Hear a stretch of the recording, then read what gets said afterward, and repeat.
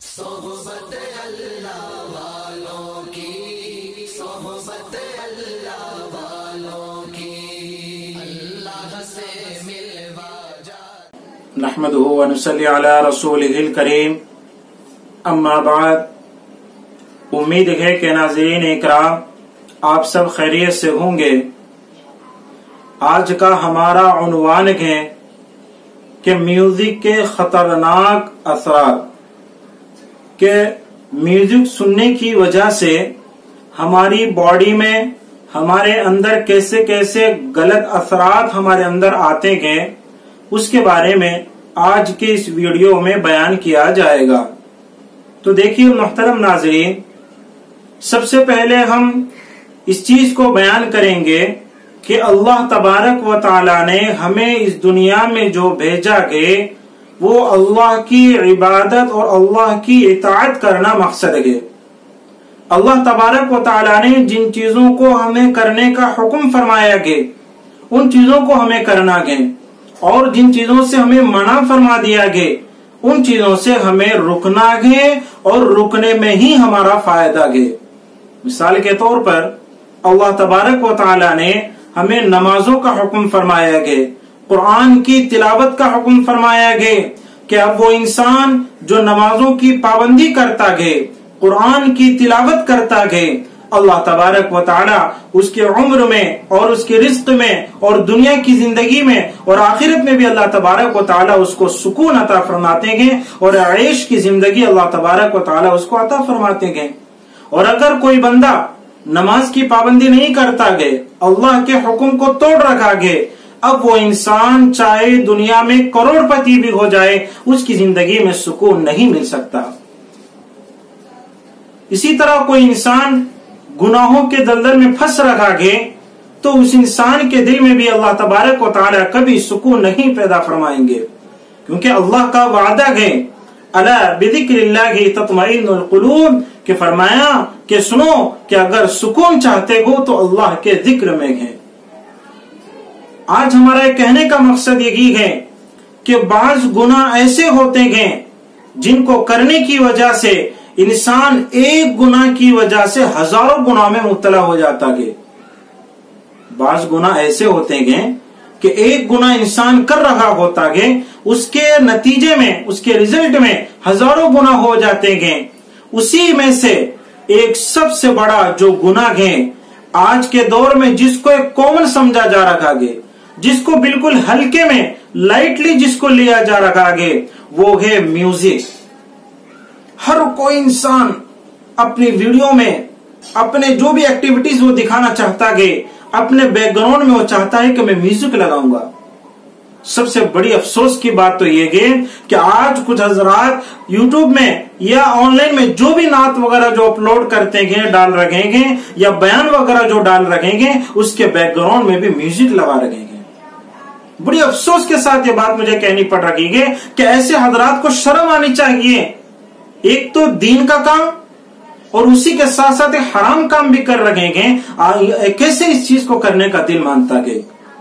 نعت پاک ہے، اچھی چیز ہے، اور بیان ہے، دوسروں تک بات پہنچانا یہ بھی اچھی چیز ہے، لیکن بیک گراؤنڈ میں میوزک لگا کر کے ہم ایک حرام کام کر رکھیں گے، اور اس حرام کام کو ہم یہ سمجھ رہے ہیں کہ ہم دین کا کام کر رکھیں گے،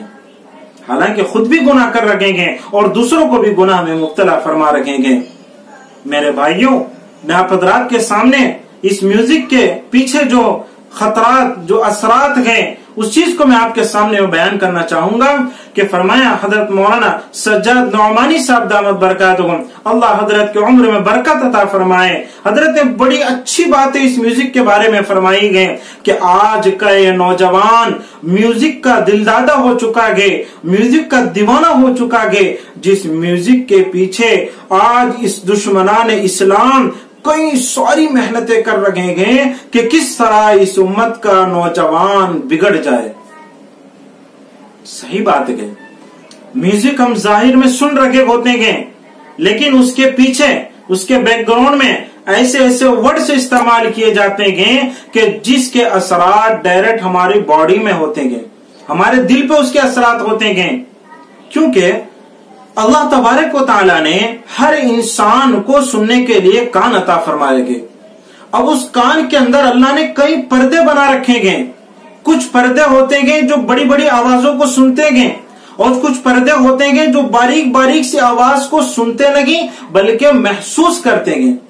اور وہ محسوس کر کے اس کے ایکٹیویٹیز کو اس کے اثرات کو ہماری باڈی کے اندر منتشر کر دیتے ہیں, باڈی میں پھیلا دیتے ہیں. یہی وجہ ہے جب کوئی انسان میوزک سنتا گئے تو اس کے اثرات ظاہری تو کچھ اور نظر آتے گئے لیکن بیک گراؤنڈ میں کچھ الفاظ جوڑ دیتے گئے جس کا نتیجہ جس کا رزلٹ اس آدمی کے اندر ضرور گھس جاتا گئے. حضرت نے فرمایا کہ ایک مرتبہ یہی چیز کو دیکھنے کے لیے ایک آدمی کو لایا جاتا گئے. بڑے بڑے ریسرچ مین ہوتے گئے, اس آدمی کو لاتے گئے اور ایک میوزک بنایا جاتا گئے, میوزک کو مستقل تیار کیا جاتا گئے جس میوزک کے بیک گراؤنڈ میں یہ بات ایڈ کر دی جاتی گئے کہ shoot your daddy, kill your daddy, kill your ma'am, kill your daddy, کہ اپنے باپ کو مار دیجئے, اپنی ماں کو مار دیجئے. اس طرح کے ورڈز, اس طرح کے الفاظ اس کی میوزک کے بیک گراؤنڈ میں سیٹ کر کے جو سنائی تو نہیں دیتے بلکہ محسوس ہوتے گئے اس آدمی کو ایئر فون سے لگا کر کے سنانے کے لیے بٹھا دیا جاتا گئے. وہ انسان سنتا گئے, ایک دن سنتا گئے, 2 دن سنتا گئے, فرمایا کچھ دن سننے کے بعد اس کے اندر وہ اثرات آتے گئے اور وہ اپنے باپ کو قتل کر دیتا گئے. یہی وجہ ہے کہ بڑے بڑے شاپنگ مال میں ہمارا جانا ہوتا گئے, ہم دیکھتے گئے کہ وہاں پہ ایک میوزک ہمیشہ چالو رہتی گئے, ہمیشہ بجتی ایک میوزک کی آواز سنائی دیتی گئے. اس میوزک کے اندر یہی بات سیٹ کی ہوئی ہوتی گئے کہ جو بھی انسان اس کے اندر آئے چاہے وہ دیکھنے ہی کی نیت سے آ جائے لیکن وہ خالی ہاتھ یہاں سے نہ جائے, کچھ نہ کچھ یا تو یہاں سے شاپنگ کر کے جائے یا گیمز وغیرہ کھیل کے جائے, کچھ نہ کچھ وہاں سے کچھ فائدہ کر کے ہی وہاں سے جائے. چنانچہ دیکھا جاتا ہے کوئی انسان دوستوں کو لے کر کے گھومنے کے ارادے سے آتا ہے, ضرور کچھ نہ کچھ وہاں پہ پیسے خرچ کر کے ہی وہاں سے نکلتا ہے. یہ پوری ایک سازش چل لگی گئی, اس امت کے نوجوانوں کو بگاڑنے کی ایک پوری سازش چل لگی گئی. ہم مسلمان ہیں, ایمان والا نہ دھوکہ دیتا ہے نہ دھوکہ کھاتا ہے. اسی لیے محترم ناظرین ہمیں خاص طور پر اپنے آپ کو, اپنے بچوں کو, اپنے رشتہ دار کو, اپنی نسلوں کو, اپنے محلے والوں کو, اپنی پڑوسیوں کو ہمیں میوزک جیسے خطرناک چیزوں سے ہمیں اپنے آپ کو بھی دور رکھنا ہے اور دوسروں کو بھی ہمیں دور رکھنے کی کوشش کرنا ہے.